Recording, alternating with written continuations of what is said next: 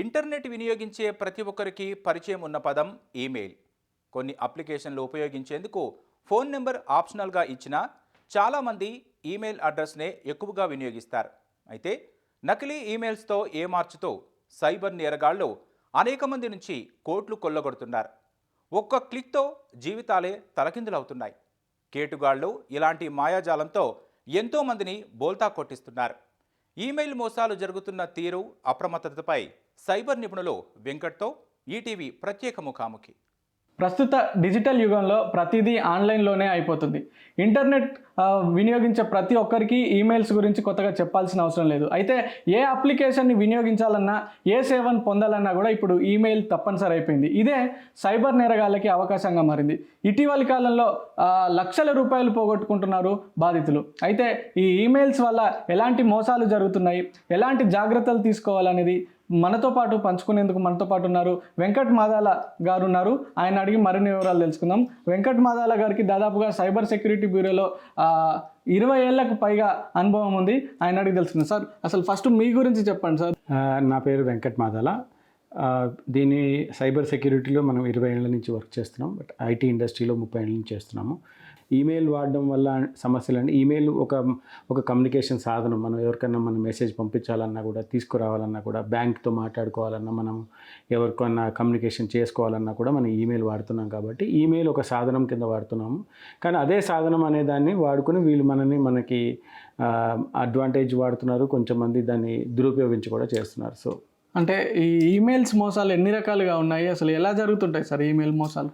Email మోసాలు చాలా విధాలుగా జరుగుతాయి. ఒకటి ఏంటంటే మనకి కావాల్సిన వాళ్ళతోని మనకు కావాల్సిన వాళ్ళ పేర్ల మీద ఒక ఈమెయిల్ పంపిస్తారు. ఈమెయిల్లో ఒక అకౌంట్ క్రియేట్ చేయడానికి మనకి ఎక్కువ టైం పట్టదు కదా. ఒక జీమెయిల్ అకౌంట్ క్రియేట్ చేయడానికి ఎంతసేపు పడుతుంది మా అంటే 2 నిమిషాల నుంచి 3 నిమిషాలు పడుతుంది. ఇంకోటి, ఒక మనిషి ఒక అకౌంట్కి ఎన్ని జీమెయిల్ అకౌంట్లన్నా క్రియేట్ చేయొచ్చు.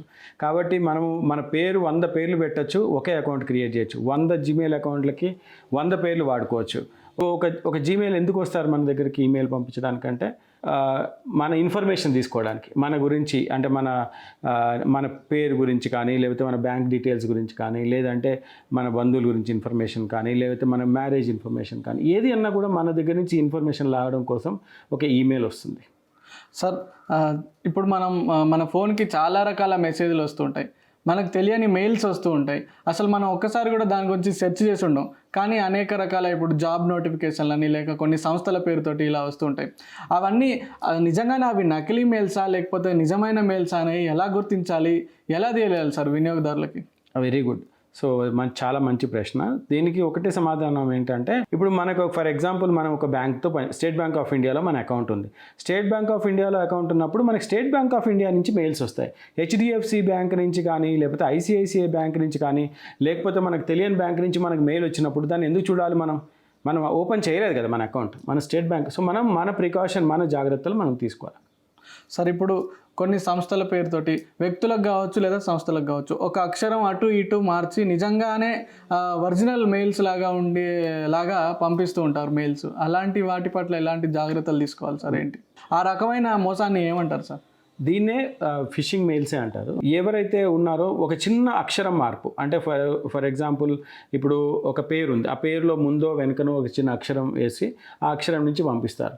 ఫర్ ఎగ్జాంపుల్ మనం state bank of India example తీసుకున్నాం. సో ప్రతి ఒక్కరికి అకౌంట్ ఉంటుంది. ఈ అకౌంట్ వాడుతున్నప్పుడు ఏంటంటే ఆ పేరు మీదనే మనకి ఎక్కువ మంది వస్తారనమాట. Suppose state bank of India SBI.co.in ఉంది. సో వాళ్ళు ఏం చేస్తారంటే SBI1.co.in లేకపోతే SBI.com లేకపోతే SBI.net అనే పంపిస్తారు.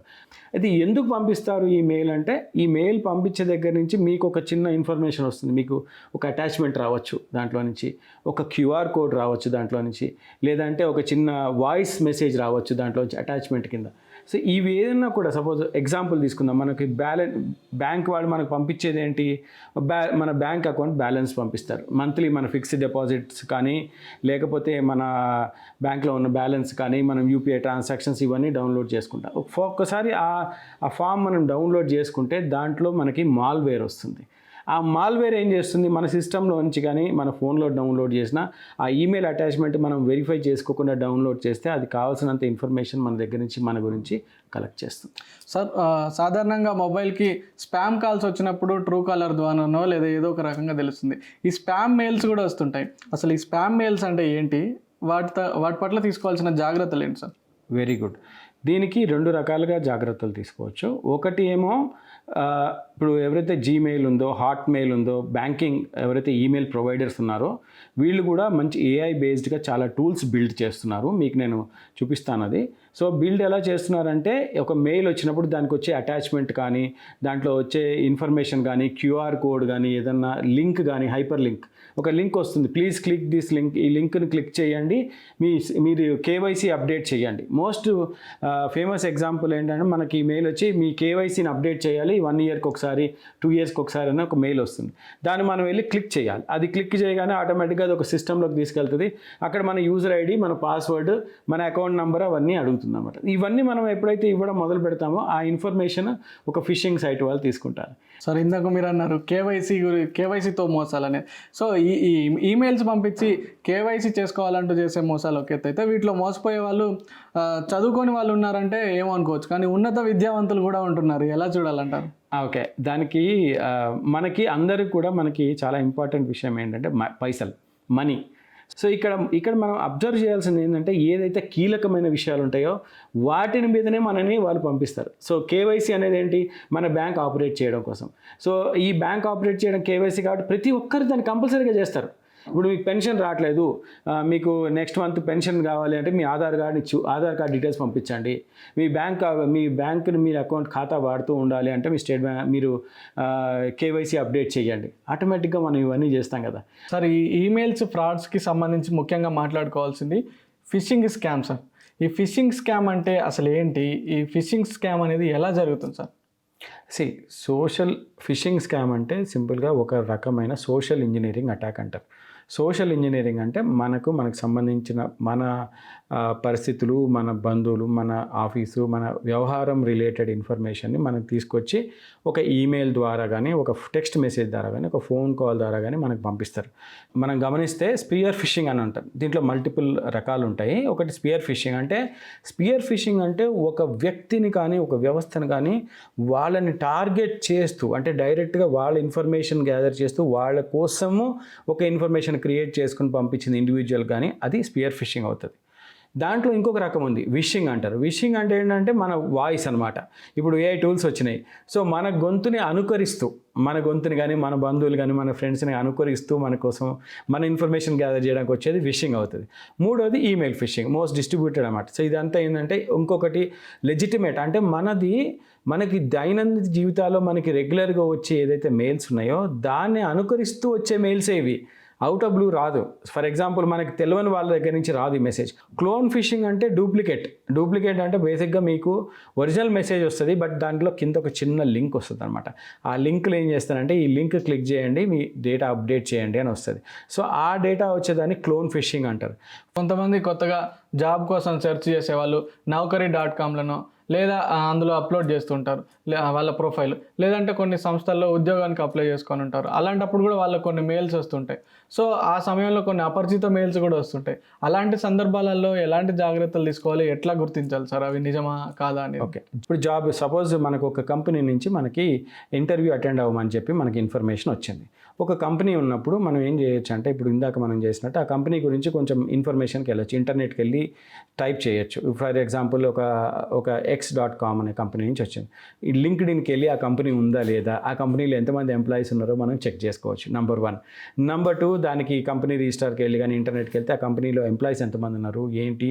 ఇప్పుడు మనం సాఫ్ట్వేర్లో పనిచేస్తున్నాం, వాళ్ళు మనకు సాఫ్ట్వేర్ జాబ్కి ఆఫర్ చేస్తారా, లేకపోతే వేరే జాబ్ ఆఫర్ చేస్తారా, ఈ కంపెనీ ఎక్కడెక్కడ ఉంది, ఆ కంపెనీకి సిమిలర్ ఏమున్నాయి, ఇవన్నీ మనం ఇంటర్నెట్కి వెళ్ళి ప్రికాషన్ చేసుకున్నప్పుడు కంపెనీ ఇన్ఫర్మేషన్ మనం గ్యాదర్ చేసుకోవాలి. ఒకటి, ఏ కంపెనీకి ఏ జాబ్ కూడా గుర్తుంచుకోవాల్సింది, ఎవరు డబ్బులు అడగరు. ఫస్ట్గా మీరు రెడ్ ఫ్లాగ్ ఏంటి అంటే, ఏదైనా జాబ్ ఆఫర్కి మీరు 5,000 కట్టండి, 2,000 కట్టండి, 10,000 కట్టండి, మీకు నేను జాబ్ ఆఫర్ ఇస్తున్నామంటే అది ఫస్ట్ రెడ్ ఫ్లాగ్ అనమాట. ఉద్యోగం ఇవ్వడానికి డబ్బులు ఎందుకు తీసుకుంటారు? తీసుకోరు కదా. అంతిమంగా ప్రజలకు ఏం చెప్దాం అనుకుంటున్నారు సార్ దీని గురించి? ప్రజలకి ఒకటే చెప్పాలి ఏంటంటే మన దగ్గర నుంచి కానీ మన డబ్బులు మన గురించి ఎవరికి కూడా ఎక్కువ తెలియాల్సిన అవసరం లేదు.